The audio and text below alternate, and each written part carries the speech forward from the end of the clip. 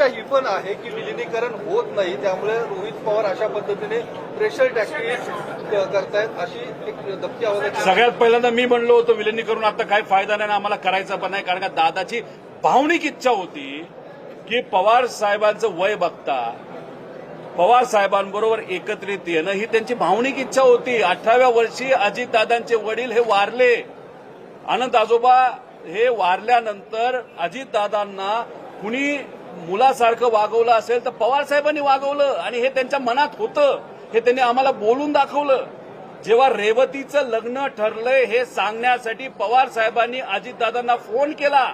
मी तिथं होतो, पण पवार साहेबांना कफ असल्यामुळे पवार साहेबांना बोलता येत नव्हतं. पवार साहेब काय बोलतात हे दादांना कळत नव्हतं, आणि ही ती परिस्थिती बघितल्यानंतर दादांच्या डोळ्यात पाणी मी बघितलेलं आहे.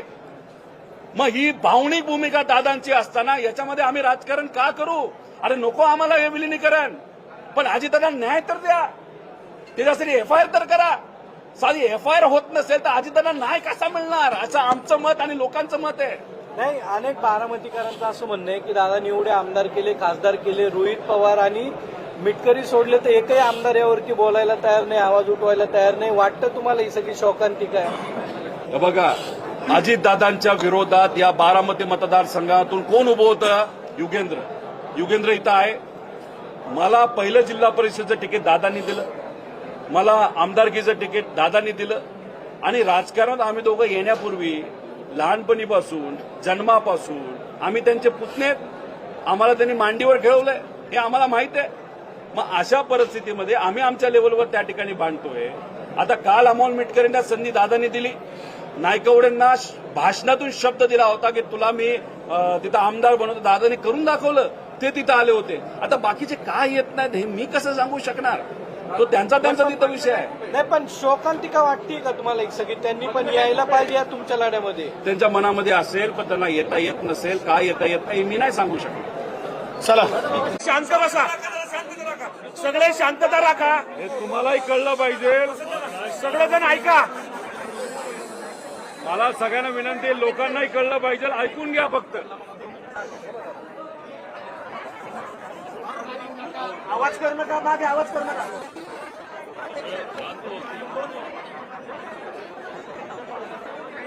2 दिवसापूर्वी DGCA यांच्याकडनं एक रिपोर्ट आलेला आपण सगळ्यांनी बघितला. हा रिपोर्ट आहे 24 फेब्रुवारीचा. तो रिपोर्ट आल्यानंतर कालच्या दिवशी मी व माझ्याबरोबर काही आमदार, सर्व पक्षीय आमदार, त्याच्याबरोबर काही पदाधिकारी आणि काही सामान्य लोक मिळून मुंबईमध्ये असलेल्या मंत्रालयाच्या जवळ जे तिथं पोलीस स्टेशन आहे, त्याला मरीन ड्राईव्ह पोलीस स्टेशन म्हणतात, तिथं आम्ही गेलो आणि काय इच्छा व्यक्त केली तर अजितदादांचा जो घात नाही तर अपघात झालाय 28 जानेवारीला, त्याच्याबद्दल हे DGCAने जो 24 तारखेला रिपोर्ट दिलेला आहे त्याच्यामध्ये VSR कंपनीकडनं काही नेग्लिजन्स झालेला आहे आणि त्याच्यामुळे हा अपघात झालाय असं कुठेतरी सिद्ध होतं. त्यामुळे याच्या बेसिसवर एफआयआर व्हावा यासाठी आम्ही काल मुंबईला गेलो होतो. आता याच्यामध्ये काही लोकांनी शंका व्यक्त केलेल्या आहेत. याच्यामध्ये शंका काय आहे तर मी मुंबईला एफआयआर करू शकतो का? मुंबईला एफआयआर 100% हा BNSS जो 2023ला कायदा आलाय, झिरो एफआयआर कॉन्सेप्ट, म्हणजे कुठेही तुम्ही एफआयआर करू शकता आणि तो एफआयआर आपल्याला ट्रान्सफर करता येतो. त्यामुळे मुंबईमध्ये करण्याचं कारण एवढंच की इथं जर आपण एफआयआर केला असता, जो आज दुर्दैवाने इथं आपल्याला यावं लागतं आणि करावं लागतं, इथं गर्दी खूप मोठ्या प्रमाणात होईल. म्हणून आम्ही इथं न येता मुंबईत हा एफआयआर करता येतोय का याचा प्रयत्न तिथं केला. त्यामुळे मुंबईत एफआयआर होऊ शकला असता, पण तो त्यांनी तिथं स्वीकारला नाही. त्याच्याचबरोबर एफआयआर करण्याचा आपल्याला अधिकार आहे का, तर अंडर सेक्शन 173(1) याच्या अंतर्गत या देशातल्या कुठल्याही नागरिकाला एफआयआर करण्याचा अधिकार 100% आहे. आणि याच्यात हा अधिकार कसा दिला गेला, तर एक सुप्रीम कोर्टमध्ये याचिका होती. त्या याचिकेचा निकाल देत असताना सुप्रीम कोर्टाने निर्णय दिलेला आहे, ललिता कुमारी versus government of Uttar Pradesh, FIR करण्याचा अधिकार हा सगळ्यांचा आहे. तुमच्यातल्या पण कुठल्याही व्यक्तीला, बारामतीच्या असून तर महाराष्ट्रातल्या कानाकोपऱ्यातून इथं लोक आली, त्यांनी जर ठरवलं असतं एफआयआर दादांच्या केसच्या बाबतीत व्हावा, तो 100% तो करायला पाहिजे आणि तो त्यांनी स्वीकारला पाहिजे पोलीस प्रशासनाला. असा अधिकार हा आपल्या सगळ्यांना आहे. बर, 24-25 तारखेपर्यंत आपण का थांबलो? याच्या आधी 28 तारखेला ही घटना घडली. 30-31 तारखेला सुद्धा आपण एफआयआर करू शकलो असतो, पण आपण थांबलो. तुम्ही थांबलात, आम्ही थांबलो, सगळे थांबले. नाही, खोलात जाऊ द्या, काय होतं हे आम्हाला समजू द्या. आणि मग जेव्हा 24 तारखेला या डीजीसीएलच सांगितलं की आम्ही 24 फेब्रुवारीला डीजीसीएल म्हणजे परवा सांगितलं की व्हीएसआर कंपनीकडनं काही गोष्टी या नॉन कम्प्लायन्सेस झालेले आहेत. विमान चालवत असताना नॉन कम्प्लायन्स हा कुठलाही त्या ठिकाणी स्वीकारला गेला नाही पाहिजे. म्हणजे व्हीएसआर हे जबाबदार आहे. दादा ज्या विमानाने गेलेले ते होतं लेअर जेट 45 XR. हे विमान या व्हीएसआर कंपनीकडनं, अशा प्रकारचे किती विमान आहेत? 7 विमानं होती. त्यात एकातून दादा प्रवास करत होते आणि त्याची दुर्घटना त्या ठिकाणी झाली. 2023ला दुसरं विमान जे मुंबईमध्ये तिथं दुर्घटनाग्रस्त झालं. राहिले किती? 5. आणि या 24 तारखेच्या आदेशाप्रमाणे डीजीसीआयच्या 5च्या 5 राहिलेले विमान हे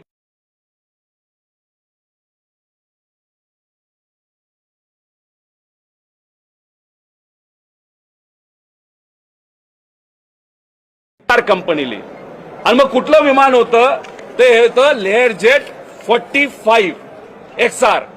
मग मला हा प्रश्न आपल्या सर्वांना करायचा आणि तो प्रश्न मी पोलिसांसमोर सुद्धा केला की मग जर 5च्या 5 आज असणारी विमानं तुम्ही ग्राउंड करता, ते बंद ठेवता, मग अजितदादांना खराब विमान का दिलं गेलं?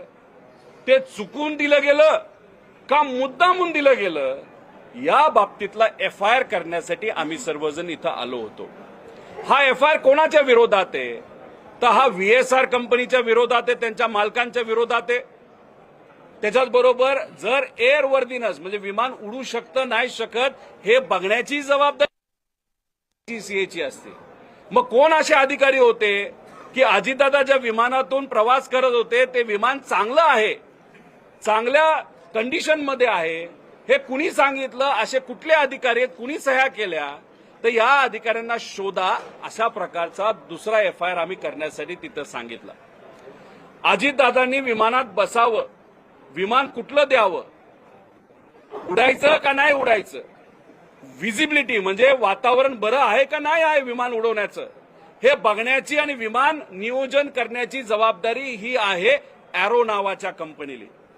त्यांचा एक प्रायव्हेट जो व्हॉट्सअपच्या चॅट आहे ते मी व्हिडिओ कॉन्फरन्सच्या माध्यमातून लोकांसमोर आणलं. त्याच्यामध्ये एक पवार नावाचा अधिकारी आहे एरो नावाच्या कंपनीचा. त्यांनी सांगितलं की वेदर चेक आहे आणि ओके आहे, दादांनी प्रवास केला तरी चालेल. आणि ती गोष्ट बघितल्यानंतर दादांच्या पीएली दादांना सांगितल्यानंतर 7 वाजता दादा गाडीत बसले आणि विमानतळावर त्या ठिकाणी पोहोचले. मग ही एरो नावाची कंपनी आहे, याच्यावर एफआयआर करा असं आम्ही तिथं सांगितलेलं आहे. आता ही जी चॅट आहे व्हॉट्सअपची, त्याच्यामध्ये या राज्यातले विमान या गोष्टीकडे लक्ष देणारे काही अधिकारी आहेत. तर त्या अधिकारी जर त्या व्हॉट्सअप चॅटमध्ये होते, त्या ग्रुपमध्ये होते आणि अशा पद्धतीने चॅट येऊन सुद्धा, आणि तुम्हाला राज्य शासन जर पगार देत असेल की एखादा व्हीआयपी ट्रॅव्हल करत असताना तो सुखरूप आहे का नाही, विमान योग्य आहे का नाही आहे ते बघण्याचा अधिकार हा त्या अधिकाऱ्याचा असताना सुद्धा त्यांनी दुर्लक्ष केलं आणि दुर्लक्ष केल्यामुळे दादानी तो प्रवास केला आणि दुर्घटना घडली. मग त्या ग्रुपमध्ये असणारे जे कोणी अधिकारी असतील त्यांच्यावर एफआयआर करा. हा 4था एफआयआर आम्ही इथं मागितलेला आहे. याच्यात आम्ही कोणाचंही नाव घेतलं नाही. जे या देशाचे एव्हिएशन मिनिस्टर आहेत, ज्यांचा राजीनामा आम्ही मागतोय का, ज्या पार्टीतून ते येतात त्या पार्टीचं आणि व्हीएसआर कंपनीचं डायरेक्ट तिथं कमर्शियल रिलेशनशिप आहे, आर्थिक व्यवहार आहे. मग आर्थिक व्यवहार असणारा जर एखादा पक्ष असेल, त्याच्या जवळच्या एखाद्या व्यक्तीची कंपनी असेल आणि मग त्या कंपनीचं आणि व्हीएसआरचं नातं असेल, तर मग तिथं असणाऱ्या एव्हिएशन मंत्र्याला त्या पदावर राहण्याचा कुठलाही अधिकार नाही असं आम्ही बोललो होतो. लोकांची इच्छा आहे. पण या एफआयआर मध्ये आम्ही त्या एव्हिएशन मंत्र्याचं नाव घेतलंय का? नाही घेतलं, कारण आम्हाला राजकारण करायचं नाही. आम्ही याच्यामध्ये फक्त पोलिसांना एवढंच सांगितलं, एफआयआर व्हावा हा आमचा अधिकार आहे, नागरिक म्हणून, परिवार म्हणून तो तुम्ही स्वीकारावा. त्यांना तो स्वीकारावाच लागतो. कारण का तिथं जर आपण बघितलं बीएनएसएस मध्ये सगळ्यांना तो अधिकार आहे. पण गेले 2 तास आम्ही चर्चा करत आहोत. त्यांनी आम्हाला सांगत असताना नाही करता येणार नाही का, कारण का ऍक्सिडेंट रिपोर्ट हा फाईल झालाय. एक तुम्ही समजून घ्या, तुम्ही आता जात असताना जर कुणी मोटरसायकलवरनं पडल्यानंतर तुम्हाला लागलं आणि दुर्दैवाने, ही गोष्ट फक्त उदाहरण म्हणून तुम्ही घ्यावी, त्याच्यामध्ये दुर्दैवाने मृत्यू झाला, तर मग ऍक्सिडेंट रिपोर्ट काय असतो? डोक्यावर आपटला होता का, पडला कसा होता, लागलं कुठलं, किती हाडं मोडली, मग काय झालं होतं, डोकं फुटलं होतं का, मेंदू बाहेर आला होता का, काय, हे ऍक्सिडेंट रिपोर्ट असतो. तर दादांचं आतापर्यंत काय झालंय? तर फक्त ऍक्सिडेंट रिपोर्ट झाले 28 तारखेला. त्याच्यावर सीआयडी इन्व्हेस्टिगेट करते असं आम्हाला सांगितलं, असं तुम्हाला सांगितलं. अरे पण ऍक्सिडेंट रिपोर्टवर तुम्ही इन्व्हेस्टिगेट करत असताना जो क्रिमिनल अँगल आहे त्याच्याबद्दल काय?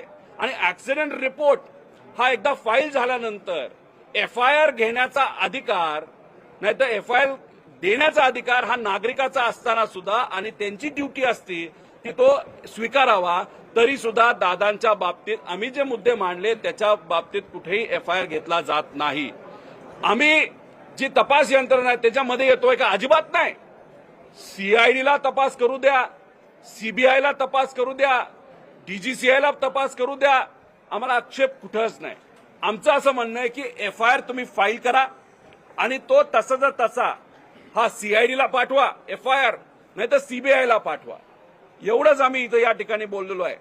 पण कुठंतरी म्हणजे अधिकारी बोलत असताना गेल्या 2 तासामध्ये आम्ही त्यांना सगळी पुस्तकं वाचून दाखवली, सगळे नियम तिथं दाखवले, आणि कुठंतरी आता अधिकारी काही प्रमाणात आम्हाला सकारात्मक दिसायला लागलेत. पण काही जसं काल कुठंतरी तिथं असणाऱ्या अधिकाऱ्यावर एक प्रेशर होतं, असंच काही प्रमाणात प्रेशर इथं आम्हाला जाणवते.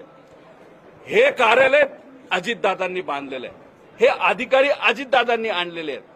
आणि मग आमची यांच्याकडनं अपेक्षा आहे की आम्ही नियमामध्ये या ज्या गोष्टी मागतोय तुम्ही आमचं एफआयआर घ्यावा. त्यांनी सांगितलं अजून 1 तास आम्हाला द्यावा. इथं योगेंद्र भाऊ इथं आहेत, ते इथं थांबतील, नाही तर परत जाऊन परत येतील. मी आपल्या सर्वांना विनंती करतो की आपण सुद्धा बराच वेळ इथं दादांच्या प्रेमापोटी आलेला आहात.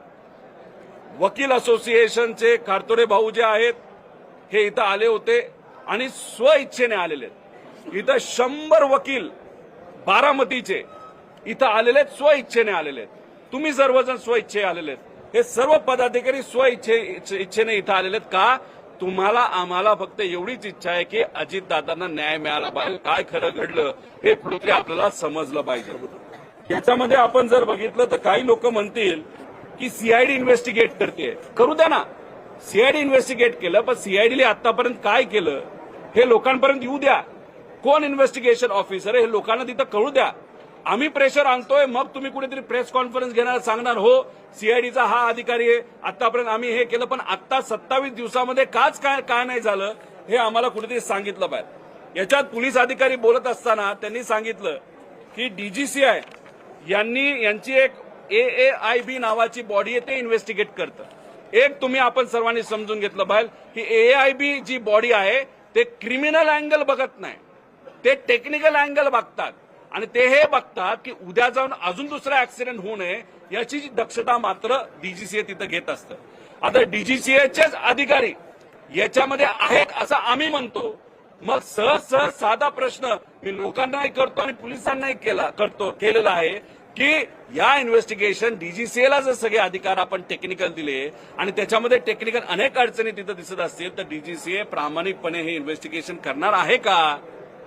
याच्याच बरोबर मला खंत या गोष्टीची वाटते की आम्ही सर्वजण शांत बसतोय आणि आम्हाला असं वाटतं की याच्यामध्ये टेक्निकल इन्व्हेस्टिगेशन पण व्हावं आणि क्रिमिनल तपास सुद्धा त्यामध्ये व्हावा. का एफआयआर नकोय? का एफआयआर घेतली जात नाही? अहो, सुशांत सिंगच्या बाबतीतला एक मुद्दा हा किती गरम केला होता. ठीक आहे, त्याचा तिथं मृत्यू झाला, सुसाईड केलं, जे काय झालं हे लोकांना कळावं ही सगळ्यांची इच्छा होती. आपला देशाचा नागरिक होता पण तो महाराष्ट्राचा नव्हता. इथं महाराष्ट्राचा एवढा मोठा नेता गेला असला तरी साधी एफआयआर होत नाही. जर त्या ठिकाणी न्याय मिळत नाही हे योग्य नाही. त्याच्याच बरोबर रेड बर्ड नावाची एक कंपनी आहे. 2 दिवसापूर्वी झारखंडमध्ये एक अँब्युलन्सचं विमान असतं ते तिथं पडलं. दुर्दैवाने त्याच्यामध्ये 7 लोकांचा का 6 लोकांचा मृत्यू झाला. त्यांच्या परिवाराबरोबर आम्ही आहोत, आदरांजली आहे. दुसऱ्या दिवशी रेड बर्डवर कारवाई झाली. दुसऱ्या दिवशी रेड बर्डवर एफआयआर झाली. आपल्या अजितदादांच्या बाबतीत आतापर्यंत फक्त ऍक्सिडेंट रिपोर्ट आहे. अजितदादांच्या बाबतीत इथं पोलीस प्रशासनाने आतापर्यंत एफआयआर केली नाही. या बाबतीची आम्हा सगळ्यांना त्या ठिकाणी खंत आहे. आणि हा गुन्हा दखलपात्र आहे का? तर 100% दखलपात्र गुन्हा आहे. मग दखलपात्र गुन्ह्यामध्ये एफआयआर करावाच लागतो. मग कुठेतरी शासन हे सांगतंय का की अजितदादांची दखल घेतली नाही पाहिजे असे एक व्यक्तिमत्व होतं असं सांगायचं का तुम्हाला?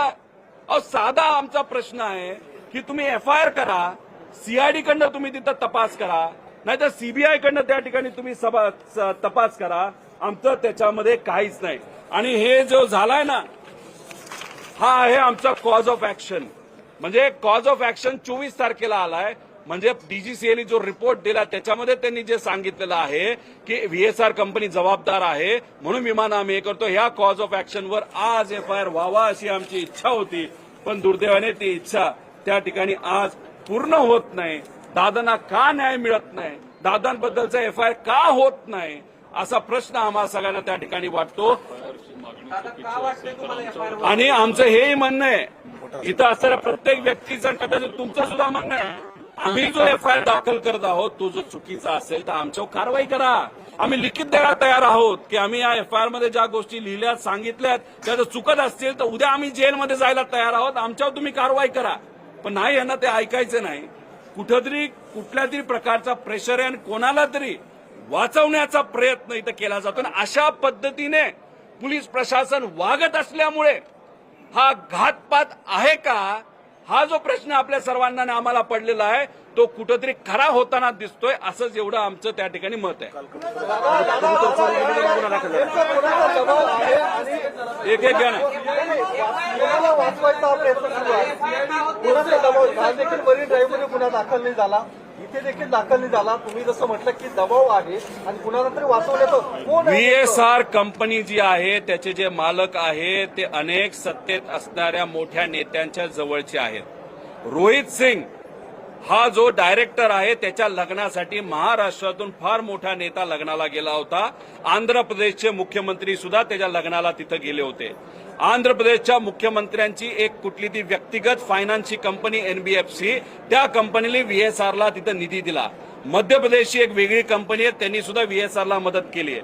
महाराष्ट्रातले अनेक लोक संलग्न आहेत. व्हीएसआरला का वाचवण्याचा प्रयत्न होतो हे आम्हाला कळत आहे. दुसरं दादांना म्हणजे ते लेअर जेट नावाचं विमान हे खराब होतं हे तिथं डीजीसी आता सांगते. मग हे खराब विमान हे अजितदादांना मुद्दामून दिलं गेलं का चुकून दिलं गेलं असाही प्रश्न आता आम्हाला त्या ठिकाणी पडायला लागलेला आहे. त्यामुळे ह्या सगळ्या गोष्टीकडे बघत असताना कुठंतरी कोणाचा तरी मोठ्या व्यक्तीचा हा हात आहे. आणि एफआयआर हा ऍक्सिडेंटवर होतोय.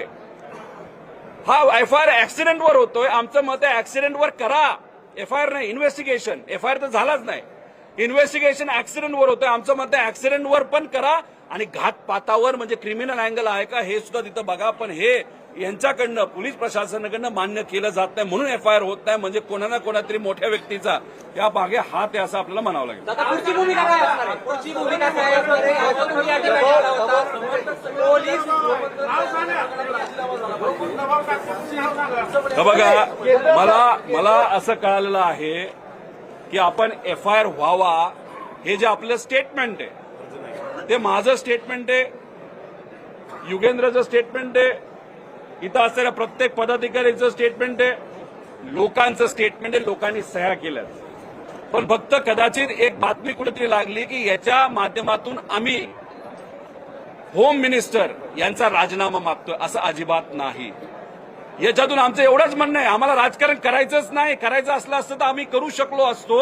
या मागे सगळ्यांनी ज्या सह्या केलेल्या आहेत त्या सह्या कशासाठी आहेत तर आमच्या अजितदादांचा जो नाही तर घातपात त्या ठिकाणी झालाय, नाही तर ऍक्सिडेंट झालेला आहे, आमच्या काकांचा मृत्यू त्याच्यामध्ये त्या ठिकाणी झालेला आहे, आमचे लाडके दादा जे आम्हाला सोडून गेलेले आहेत त्यांच्याबद्दलचा एफआयआर घेण्यात यावा. या स्टेटमेंटवर या सर्व नागरिकांनी, त्यांच्या प्रेमी लोकांनी तिथं सह्या केलेल्या आहेत. आणि इथं बघा, इथं लोक स्वइच्छेने आलेत, सगळे वकील आलेत. वकील तिथं 2 तास आर्ग्यू करत होते की नाही तुम्हाला एफआयआर घ्यावा लागेल.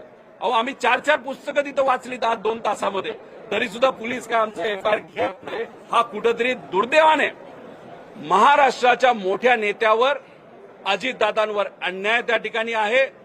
जर दादा इतके अनेक मोठ्या लोकांचे मित्र होते तर मग त्या मित्रांनी याच्यात लक्ष घालून एफआयआर करायला काय हरकत आहे. मग एवढ्या मोठ्या नेत्याचा एफआयआर होत नसेल तर उद्या जर आम्हाला कोणाला काय झालं तर आमच्याबद्दल काय होणार. उद्या जाऊन जर सामान्य लोकांना काय झालं तर सामान्य लोकांचं काय होणार. अहो काल एका पुण्यातल्या ठिकाणी एका गावामध्ये कबूतर चोरीला गेली 160, उरळी कांचनला 160 कबूतर चोरीला गेले, त्याचा एफआयआर झाला.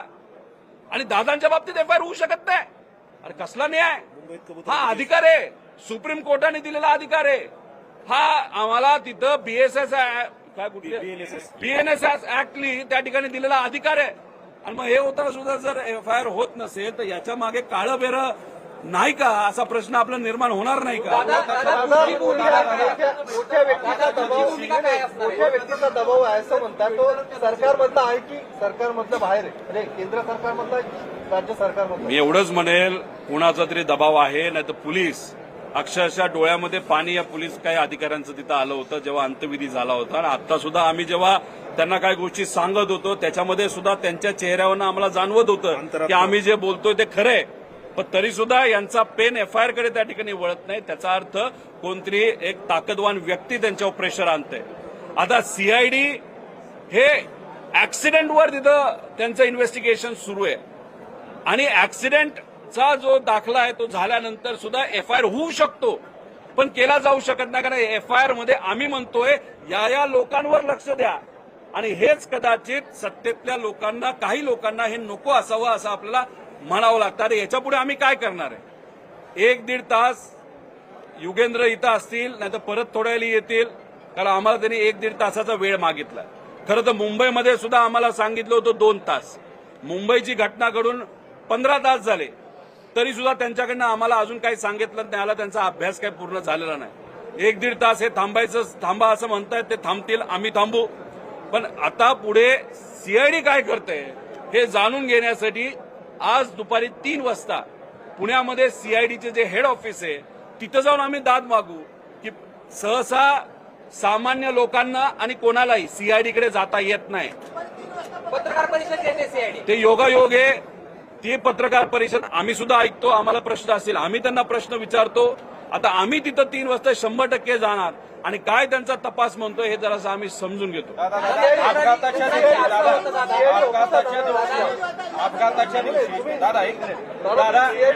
अपघाताच्या दिवशी एटीसी बारामतीतून ऑपरेट होत होतं. या बाबतीत अनऑफिशियली बोलणं झालेलं आहे.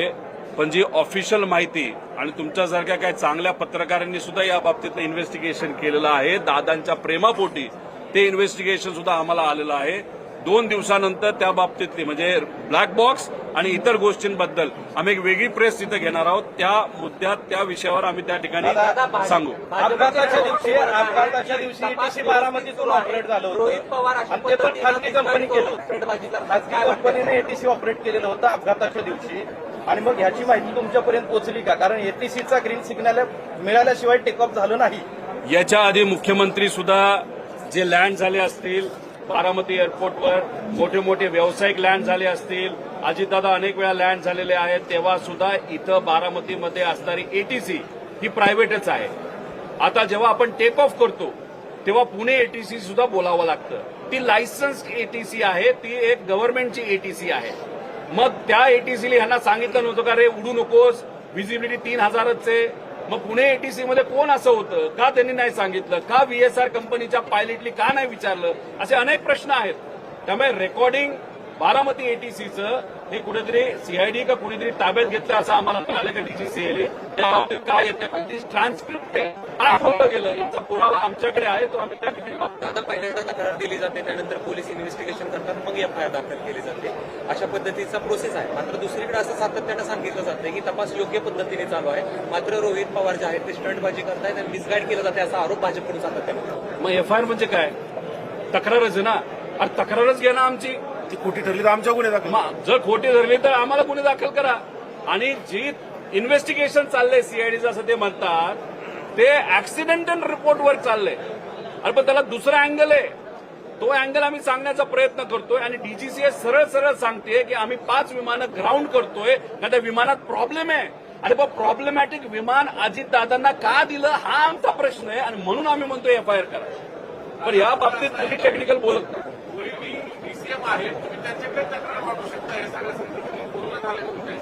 हे बघा, ते त्यांच्या लेवलवर प्रयत्न करताय. मला अजूनपर्यंत कुणीही, मी माझ्या वतीने देशाच्या होम मिनिस्टरला कागद दिलेत, प्रधानमंत्री साहेबांच्या कार्यालयामध्ये आम्ही कागद दिलेत, जे एव्हिएशन मंत्रालय त्यांना दिले आहेत, DGCAला दिलेला आहे आणि सोशल मीडियाच्या माध्यमातून आम्ही CMOला पण दिलेत. CMO जेव्हा वेळ देतील ती उद्या देतात असं आम्हाला कळतं, तेव्हा त्यांना सुद्धा कागद दिले. आता हे आम्ही स्व इच्छेने त्या ठिकाणी दिलेलं आहे. याबद्दलची चर्चा सुद्धा तिथे झालेली आहे. आता याच्या पुढं माझं एकही मत आहे आणि हे तुम्ही रेकॉर्ड करा, याच्या पुढचा लढा हा लोक लढतील, सगळे लढतील. जर त्यांच्या पक्षातून त्यांच्या परिवारातून जर मला कोणी आलं आणि म्हणलं की जे जे आहे ते आम्हाला दे, आम्ही लढायला तयार आहे. मी सगळे त्यांना द्यायला तयार आहे. लढावं पण लढलं पाहिजे एवढंच आमचं मत आहे. आणि दादांना न्याय मिळाला पाहिजे त्यासाठी जो जो कुणी भूमिका घेतोय, अमोल मिटकरी त्यांच्या बाजूनी भूमिका घेत आहेत. त्यानंतर तिथं काल एक नायकवडे नावाचे आले होते, ते भूमिका घेत आहेत. ठोंबरेताई तिथं भूमिका घेत आहेत. बाबा पाटील तिथं भूमिका घेत आहेत. बाकी इतरही भूमिका घेतात. तिथं जयली सुद्धा सोशल मीडियाच्या माध्यमातून तिथं व्यक्त झाला आहे की ब्लॅक बॉक्सच्या बाबतीत काहीतरी आम्हाला शंका वाटते आणि त्याच्याच बरोबर जे विमान आहे VSR चालवणारं कंपनी, त्याच्यावर आम्हाला शंका आहे VSR कंपनी बंद झाली पाहिजे असं जय सुद्धा त्या ठिकाणी बोललाय आमचं प्रेझेंटेशन झाल्यानंतर. त्यामुळे ज्याला कोणाला पुढे घेऊन आणि काकींनी CBI एन्क्वायरी मागितलेली आहे. त्यामुळे आपापल्या लेवलला लढलं पाहिजे पण न्याय मिळाला पाहिजे एवढी आमची ज्या पद्धतीनं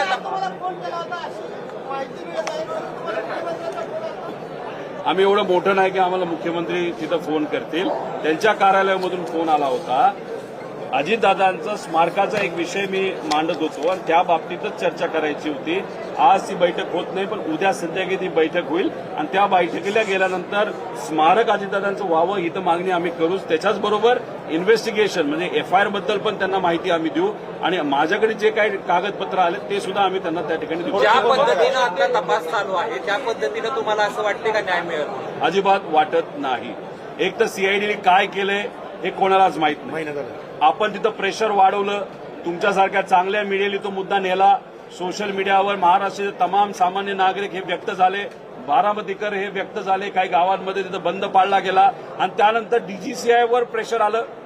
त्याच्यानंतर आता CIDवर प्रेशर आलं. आता CID आज कुठेतरी ते प्रेस कॉन्फरन्स घेऊन काय केलं ते सांगतील. DGCA 24 तारखेला त्यांनी रिपोर्ट दिला, पण DGCAने अजूनपर्यंत प्रायमरी रिपोर्ट दिलेला नाही. प्रायमरी रिपोर्ट हा 15 तारखेला यायला पाहिजे होता.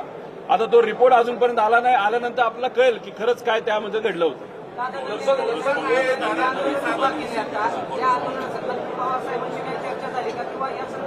आंदोलन तुम्ही जे दादांच्या न्याय हक्कासाठी उभं केलंय या संदर्भात पवार साहेबांची काही चर्चा झाली का आणि पवार साहेबांनी किंवा सुप्रियातांनी या आंदोलनाला काही परवानगी दिली का? हे आंदोलन उभं करा असं एक तर तुम्ही समजून घ्या, हे आंदोलन रोहित पवारचं नाहीच आहे आणि हे आंदोलन पण नाहीये.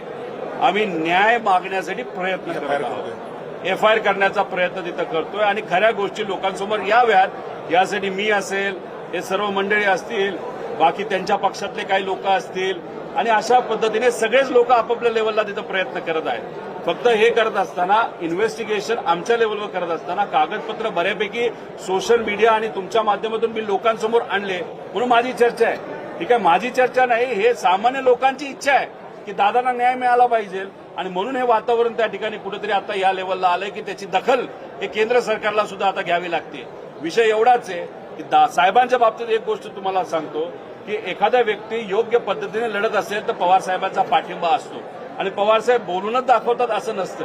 दिल्लीला आमची प्रेस कॉन्फरन्स झाली तेव्हा पवार साहेबांच्याच बंगल्यावर त्या ठिकाणी झाली होती आणि आता येणाऱ्या पार्लमेंटमध्ये 9 तारखेला सुप्रियाताई, डॉक्टर कोले व आमचे सर्व खासदार, इतर पक्षाचे सुद्धा खासदार, ज्याच्यामध्ये काँग्रेस असेल, एकनाथ शिंदे साहेबांचे सुद्धा खासदार हा मुद्दा मांडतील असं आम्हाला वाटतं. कारण का आम्हाला विरोध हा भाजपच्या नेत्यांचा त्या ठिकाणी होतो या प्रेस कॉन्फरन्सला.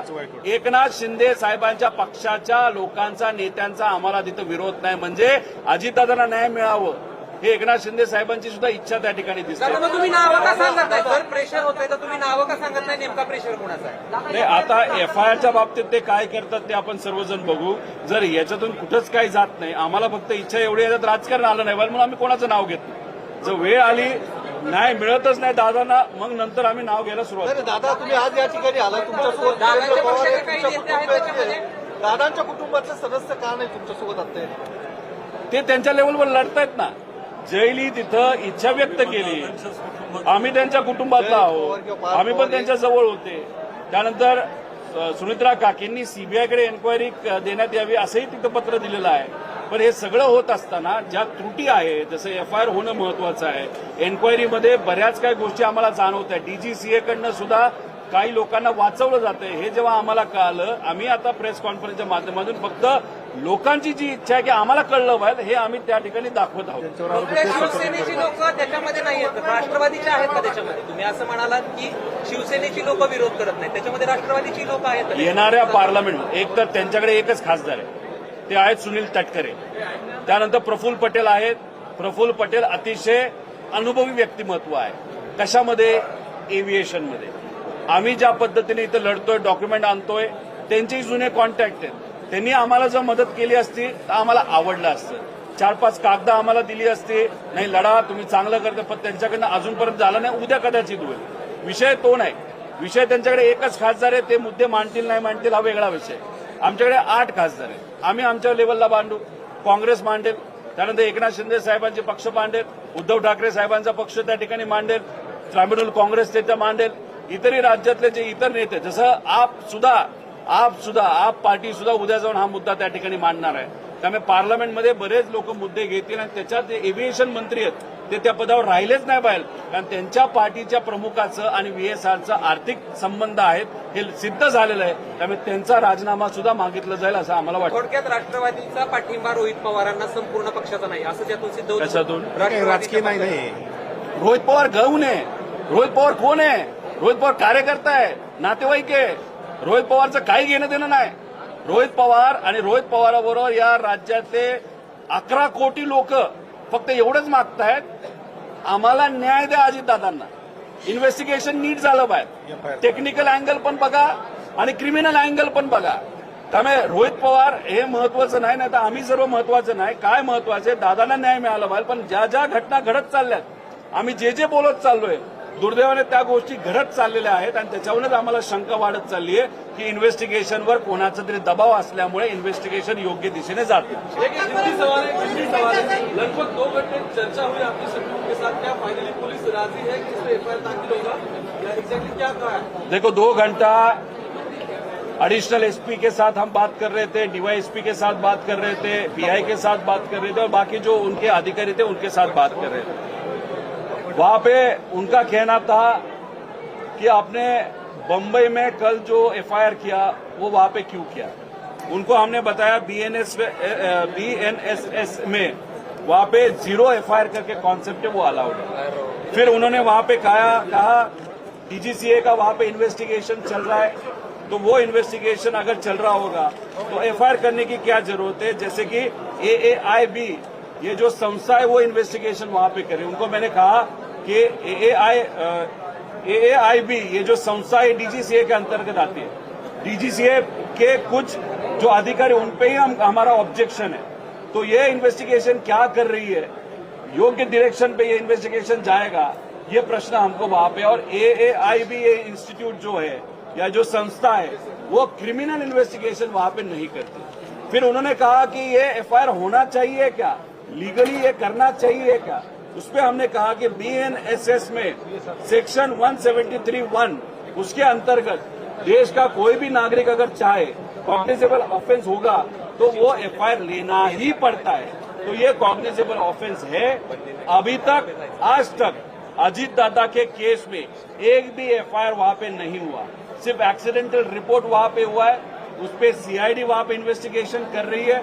लेकिन हमारा कहना है जो कॉज ऑफ एक्शन है वो कॉज ऑफ एक्शन है जो डीजीसीए ने परसों ये जो रिपोर्ट वहां पे दिया है उसमें उन्होंने कहा है कि नॉन कंप्लायंसेस ये वीएसआर ने किए थे।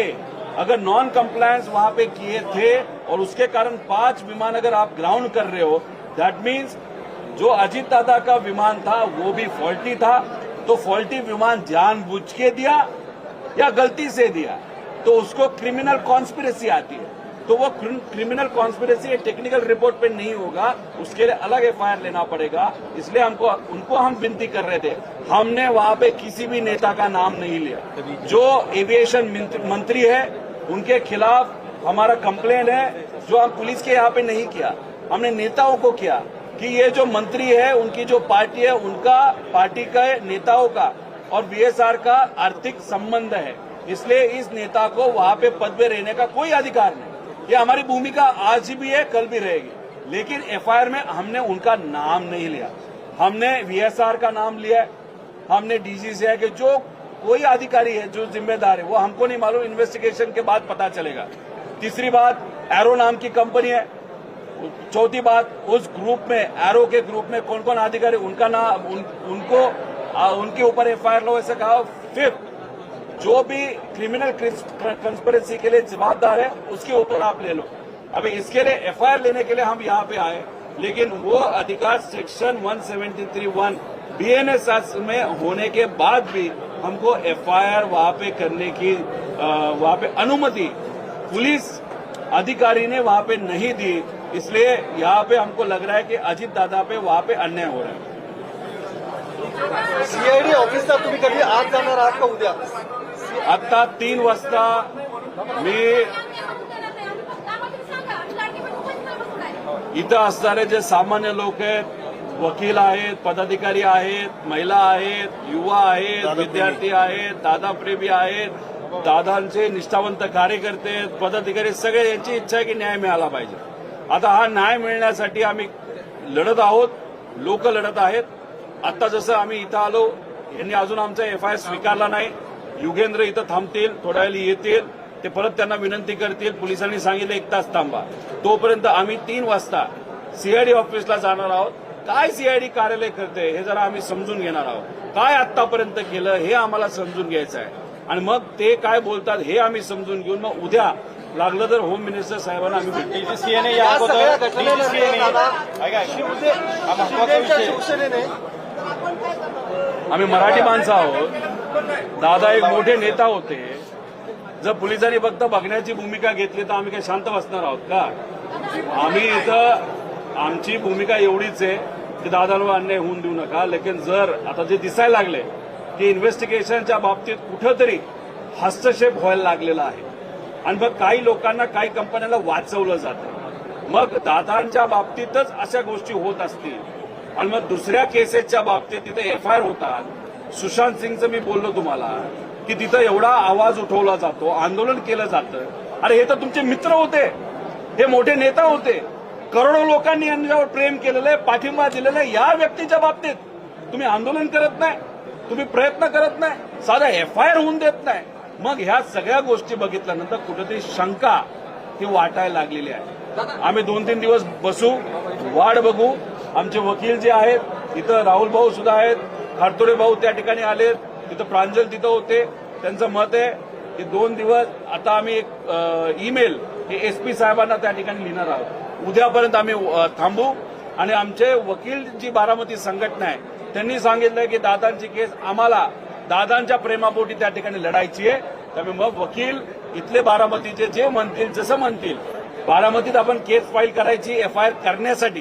केस ही PIL नाही, FIR करा. याच्यासाठी आम्ही बारामतीमध्ये जायचं का मुंबईत जायचं हे इथं असणारे वकील संघटना ठरवेल. वकील ठरवतील, ते जसं सांगतील तसं आम्ही पुढे जाऊ. दादा, या सगळ्या घटनेनंतर नाही, घटनेचा तपास व्हावा यासाठी आमचं मत आहे की 2 महिन्यामध्ये आपल्याला तपास नक्कीच त्या ठिकाणी करू शकतो. त्यातला 1 महिना झालेला आहे. पण झालं असं आहे की DGCAचे काही अधिकारी हे VSR कंपनीला सपोर्ट करण्यासाठी आणि VSRच्या पाठीमागे मोठे मोठे लोक असल्यामुळे कागदपत्र हे मॅनेज केले जात आहेत. इन्व्हेस्टिगेशन हे मॅनेज केलं जात आहे. कागदपत्रापासून सगळे पुरावे हे मॅनेज केले जात आहेत, मॅन्युप्युलेट केले जात आहेत. आणि म्हणून आम्हाला भीती वाटते की उद्या जाऊन दादांना खरंच न्याय मिळेल का. त्यामुळे लवकरात लवकर हे इन्व्हेस्टिगेशन व्हावं. DGCAचे काही अधिकारी याच्यामध्ये आहेत असं आमचं मत आहे. त्यामुळे मग DGCAलाच तुम्ही कलम 11च्या अंतर्गत जे इन्व्हेस्टिगेशन करायला सांगत आहात ते आम्हाला अमान्य आहे. त्या इन्व्हेस्टिगेशन ज्या पद्धतीने व्हायला पाहिजे DGCAच्या कलम 12च्या अंतर्गत ते व्हावं, ज्याच्यामध्ये ते पारदर्शक पद्धतीने व्हावं. बाहेरच्या काही एजन्सी त्याच्यामध्ये घेण्यात यावा अशी आमची सगळ्यांची त्याच्यामध्ये मागणी आहे. एकनाथ शिंदे त्यांच्या शिवसेनेने विमान वापरायचं बंद केलेलं आहे. वापरायची नाहीये, त्यांची विमानं घ्यायची नाही. VSRची विमानं वापरायचं बंद केलेलं आहे. एकनाथ शिंदे साहेबांनी जर ही भूमिका घेतली असेल त्यांचं मनापासून मी स्वागत करतो.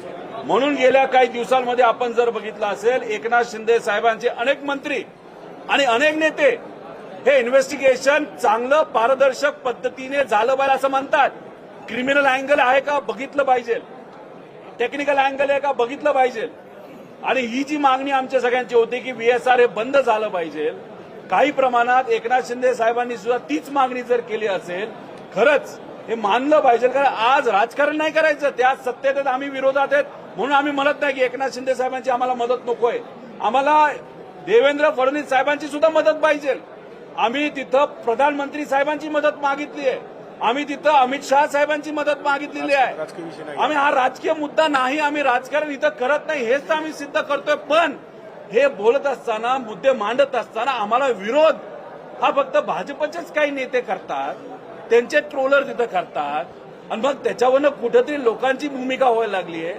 मग भाजपच असं म्हणतंय का की दादांची ही जी काय इन्व्हेस्टिगेशन आहे, FIR आहे, ह्या झाल्या नाही पाहिजे, मग याला भाजपच याच्या पाठीमागे आहे का असा प्रश्न साहजिकच निर्माण त्या ठिकाणी. DGCAने या अगोदर या ठिकाणी एक FIR केला होता. विमान अपघात झाल्यानंतर DGCAने केला होता. तो FIR बारामती याच तालुका पोलीस स्टेशननी रद्द केला होता. जर पोलिसांना या विमान अपघातातलं काही कळत नाही तर त्यांनी तो DGCAचा FIR कसं काय रद्द केला. जर त्यांनी FIR केला असेल, नंतर रद्द झाला असेल तर ते फारच चुकीचं आहे. पण आम्हाला जे कळलं आहे अजितदादांच्या या केसच्या बाबतीत एक सुद्धा FIR आतापर्यंत झालेला नाही. मुंबईमध्ये कबुतराचा विषय तुम्ही सर्वांनी ऐकला असेल, त्यात कबुतर वाचवण्यासाठी FIR झाला. काल कबुतर चोरीला गेली म्हणून FIR झाला. त्याच्याचबरोबर सुशांत सिंगच्या बाबतीत सगळी प्रशासकीय यंत्रणा ही त्या सुशांत सिंगला न्याय देण्यासाठी मागे लागली होती. ठीक आहे, सुशांत सिंगचं काय झालं, कसं झालं हे बघत राहतील. पण अजितदादांचं काय झालं हे बघण्याची भूमिका जर सत्तेतल्या काही लोकांची नसेल तर मग आश्चर्याची गोष्ट आहे. अरे साधा FIR करून देताय तुम्ही, आणि FIR मध्ये आम्ही कोणाचं नाव नाही घेतलं. FIR आम्ही दिलेत तुम्हाला पत्रकारांना, तुम्ही वाचा. आम्हाला त्याच्यात राजकारण करायचं नाही. या सगळ्या जर प्रकरण आपण बघितलं तर या सगळ्या प्रकरणानंतर जनतेचा रोष जो आहे तो समोर येतोय. हे शांत करण्याचा प्रयत्न जो आहे तो कसा केला जाईल, उत्तर मिळाले नाही तर किंवा महाराष्ट्रात उद्रेकाचा होऊ शकतो, काय भूमिका असणार आहे किंवा कसं शांत करणार आहे. आम्ही एवढीच भूमिका घेणार आहोत. बारामतीकरांना सुद्धा आम्ही विनंती केली होती की खूप मोठ्या संख्येने कृपा करून तुम्ही येऊ नका, इथं तुम्ही शांततेत राहावा. सरकारी ज्या काही वास्तू असतात त्याची सुरक्षितता ही आपली जबाबदारी असते. त्यामुळे शांततेत जे जे काय आपल्याला करता येईल ते तुम्ही करू शकता. दादा शिस्तप्रिय होते. तालुक्यात विविध तालुक्यामध्ये अजितदादांच्या प्रेमी लोकांनी जर तिथे एफआयआर करण्याचा प्रयत्न केला आहोत त्यांची इच्छा आहे. कारण की इथं आम्ही काय कुठं कोणाचं प्रतिनिधित्व करत नाही. मी त्यांचा एक पुतण्या म्हणून, युगेंद्र त्यांचा एक पुतण्या म्हणून, इथं असणारे लोक त्यांचे दादा प्रेमी म्हणून, या राज्याचा नागरिक म्हणून आमची इच्छा आहे दादांना न्याय मिळाला पाहिजे. या भूमिकेतून आम्ही आहोत. त्यामुळे महाराष्ट्रामध्ये तिथं असणारे जे सामान्य नागरिक आहेत, दादा प्रेमी आहेत, ते काय भूमिका घेतात याच्यावर माझा तरी कंट्रोल नाही. त्यांनी त्यांच्या लेवलवर भूमिका घ्यावी, पण भूमिका घेताना शांततेत घ्यावी. नाही, जन आक्रोश जर असेल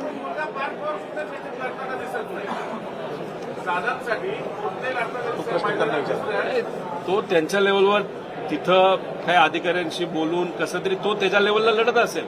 तो लढत नाही असं आपल्याला म्हणून चालणार नाही. जय त्याच्या लेवलला तिथं बोलतोय. काकींनी तिथं सीबीआयकडे एन्क्वायरी द्यावी, ते त्या ठिकाणी लढतायत. त्यामुळे सगळेच त्यांच्या त्यांच्या परीने तिथं लढतायत. फक्त विषय एवढाच आहे, हे मंद गतीने दादांचं इन्व्हेस्टिगेशन चाललंय एवढं आमचं कुटुंब म्हणून एक कुटुंब म्हणून विचारतो की त्यांच्यावरती काही दबाव आहे का, किंवा ते उघडपणे बोलू शकत नाही असं काही वाटतंय का तुम्हाला? याबद्दलची चर्चा कुठेही झालेली नाही. ते अजितदादांचे कुटुंबीय आहेत. जसं आम्ही कोणाला घाबरत नाही तसेच ते असावेत आणि ते आहेत.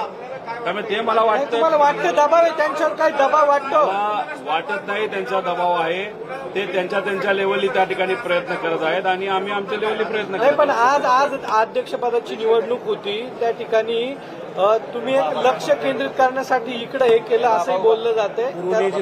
बर, लक्ष आमच्याकडे यावं नाही तर तिथलं लक्ष जावं यासाठी आम्ही हे केलं असं तुम्हाला वाटत असेल तर मग 0 एफआयआर हे प्रोव्हिजन असताना आम्ही बारामतीत आलो का? नाही, आम्ही मुंबईत गेलो का? 0 एफआयआर आहे तिथं ते घ्यावं आणि काल घ्यावं. पण काल तिथं आम्हाला कुठलाच भाव मिळाला नाही, एफआयआर घेतला नाही आणि मग आम्हाला पर्याय दुसरा कुठला राहिला नाही. कारण का आम्हाला तिथं कुठंच दखल घेतली जात नव्हती, तर आम्हाला पर्याय दुसरा नाही. तर जिथं ही घटना घडली बारामती या भूमीमध्ये येऊन इथे एफआयआर दाखल करणं, ते करून घेण्याचा प्रयत्न करणं यासाठी आम्ही सर्वजण आलेलो. त्यामुळे जर कुणी वेगळ्या अँगलनी राजकीय दृष्टिकोनातून म्हणत असेल त्याला लखलाभ, तो त्याचा विषय. आम्ही इथं सामाजिक पद्धतीने दादांच्या प्रेमापोटी या सगळ्या गोष्टी. तुम्ही उघड भाजपचं नाव घेतलंय, भाजपचं नाव घेतलंय, तुम्ही हाय भाजप या मागे असं वाटतंय का? तुम्ही नाव नाही, मी भाजपचं नाव याच्यासाठीच घेतलेलं आहे की भाजपचेच, फक्त भाजपचेच नेते मंत्री हे आम्ही जे बोलतोय त्याच्यावर आक्षेप घेत आहेत. त्यांचेच ट्रोलर या विषयावर आक्षेप घेत आहेत, त्यांचेच प्रवक्ते या विषयावर आक्षेप घेत आहेत. बाकी कुठल्याच पक्षातले, बाकी कुठलेच सामाजिक लोक या विषयावर तिथं आक्षेप घेताना दिसत नाही. त्यामुळे ते लोक का आक्षेप घेतात याचा प्रश्न आम्हाला पडलाय आणि त्यामुळे चर्चा ती होत असल्यामुळे ती चर्चा इथं मी फक्त बोलून दाखवतो. राजकीय चर्चा ही पण आहे की विलिनीकरण होत नाही, त्यामुळे रोहित पवार अशा पद्धतीने प्रेशर टॅक्टिक्स करतायत अशी एक धक्की आवाज. सगळ्यात पहिल्यांदा मी म्हणलो होतो विलिनीकरण आता काही फायदा नाही, आम्हाला करायचा पण नाही. कारण का दादाची भावनिक इच्छा होती की पवार साहेबांचं वय बघता पवार साहेबांबरोबर एकत्रित येणं ही त्यांची भावनिक इच्छा होती. 18व्या वर्षी अजितदादांचे वडील हे वारले. आनंद आजोबा हे वारल्यानंतर अजितदादांना कुणी मुलासारखं वागवलं असेल तर पवार साहेबांनी वागवलं आणि हे त्यांच्या मनात होतं. हे त्यांनी आम्हाला बोलून दाखवलं. जेव्हा रेवतीचं लग्न ठरलंय हे सांगण्यासाठी पवार साहेबांनी अजितदादांना फोन केला.